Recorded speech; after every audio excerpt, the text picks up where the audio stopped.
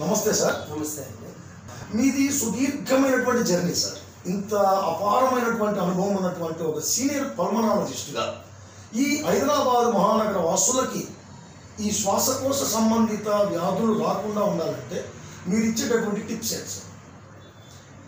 ఈ శ్వాసకోశ సంబంధమైన వ్యాధుల్లో ప్రధానంగా వాతావరణం నుంచి వచ్చేటివి allergy, asthma, allergic bronchitis, COPD ఇలాంటివి మెయిన్గా వస్తుంటాయి. సో వీటికి ప్రధానమైన కారకము ఏంటంటే ఈ వాతావరణంలో పెరిగిన పొల్యూషన్, డీజిల్ ఫ్యూమ్స్, సో ఇతర కార్బానిక్ పదార్థాలు మనకు ఈ నగరం అభివృద్ధి చెందే కొద్దీ వాహనాల కాలుష్యం కానీ లేదా నగరం చుట్టూరు ఉండే ఫ్యాక్టరీలోంచి వచ్చే పొగ నుంచి కానీ ఈ వాతావరణంలో మనకు ఈ పొల్యూటెంట్స్ అంటారు, ఈ పొల్యూషన్ కారకాలు సాంద్రత పెరిగిపోతాయి.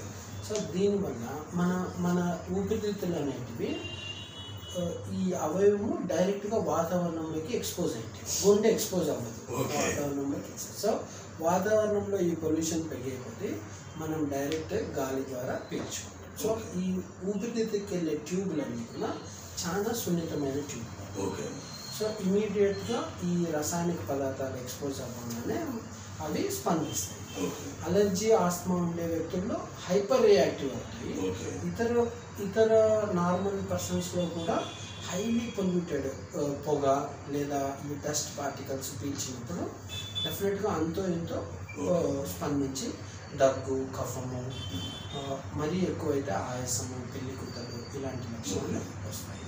సో మనము ఎలా నివారించాలి అంటే ఇది మన ఇండివిజువల్ స్థాయిలో చేయాలి, మరియు గవర్నమెంట్ స్థాయిలో కూడా కొన్ని ఇది చేయాలి. ఇండివిజువల్ స్థాయిలో ఏంటంటే మనము పీక్ అవర్స్లో ఎస్పెషల్లీ బైక్లో ట్రావెల్ చేయడం వల్ల పీక్ అవర్స్లో ఎక్కువ పొల్యూషన్ ఉంటుంది.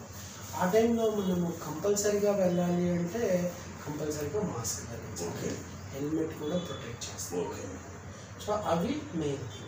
మనము స్మోకింగ్ అనేది ఆల్రెడీ పొల్యూటెడ్ ఎన్విరాన్మెంట్లో పనిచేస్తున్నప్పుడు ఎక్స్ట్రా మళ్ళీ మనం స్మోకింగ్ చేస్తున్నాం అనుకో, డబుల్ ఇంపాక్ట్ ఉంటుంది. సో మనము స్మోకింగ్ని కంపల్సరీ అవాయిడ్ చేయాలి. అంతేకాకుండా ఇంట్లో కుకింగ్ చేసేటప్పుడు వచ్చే పొగలు, వాసనతో కూడా బాగా ఇది ఉంటుంది. కాబట్టి ఎప్పుడు కూడా ఎగ్జాస్ట్ కానీ చిమ్నీ కానీ వాడుకోవాలి. ఈ కెమికల్ స్ప్రేస్ కానీ పర్ఫ్యూమ్స్ ఇలాంటివి కూడా అలర్జీ ఉండే వాళ్ళలో కంపల్సరీ ఇవి కూడా ట్రిగ్గర్ చేస్తాయి. సో ఇలా మనం ఉండే ప్రదేశం అట్లీస్ట్ మన గదిని దీన్ని క్లీన్గా ఉంచుకోవడము, వెంటిలేషన్ వచ్చేటట్టు చూసుకోవడము, ఇలాంటి చిన్న చిన్న జాగ్రత్తల ద్వారా మనము అట్లీస్ట్ మన ఎన్విరాన్మెంట్లో శుభ్రంగా ఉంచుకోవడం.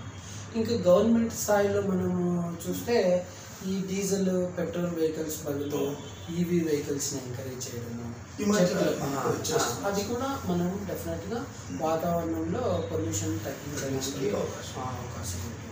నగరాల చుట్టూ అట్లీస్ట్ నగరం మధ్యలో ఫ్యాక్టరీస్ అట్లా లేకుండా అట్లీస్ట్ వాటిని దీనికి తరలించడము, లేదా అంతేకాకుండా ఇంకా కొంచెం జనరల్ అవేర్నెస్ వచ్చేటట్టు పబ్లిక్లో చెట్లు పెంచడము, ఇలాంటివి పార్కులు దీన్ని ప్రొటెక్ట్ చేయడం ద్వారా నగరంలో పొల్యూషన్ దాన్ని తగ్గించి ప్రజలకు శ్వాస వ్యాధుల నుంచి కొంచెం ఉపశమనం కలిగించవచ్చు. Thank you sir. Thank you very much sir.